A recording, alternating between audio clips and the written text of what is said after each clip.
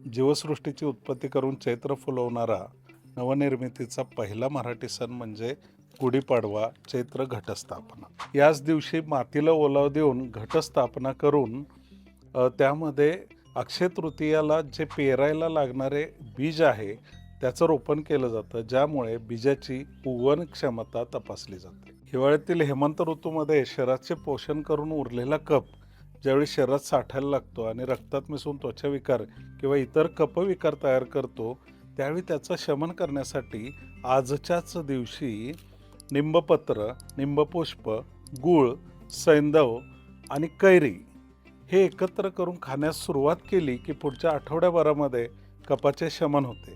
त्याहूनही उरलेला जर कफ अतिकफ असेल तर वासंतिक वमनाने शमन करण्यासाठी वैद्यांकडे पाचारण करा. 100 वर्ष जगण्यासाठीच्या जीवनशैलीशी निगडीत असणारी कृषी संस्कृती आणि आयुर्वेद उपचार सर्वच भारतीय सणामध्ये लपलेले आहेत. सणांना आरोग्यपूर्ण, पारंपरिक, शास्त्रोक्त पद्धतीने साजरे करण्यासाठी सोग्राम सदैव सज्ज आहे. नववर्ष, गुढी उभा करणे, घटस्थापना करणे, त्याचसोबत नवीन वही घालून आरोग्याची आणि आपल्या आयुष्याची नवनिर्मितीची सगळी काही सुरुवात आहे ती या दिवसांनी करण्यासाठी गुढीपाडवा सर्वात महत्त्वाचा सण आहे.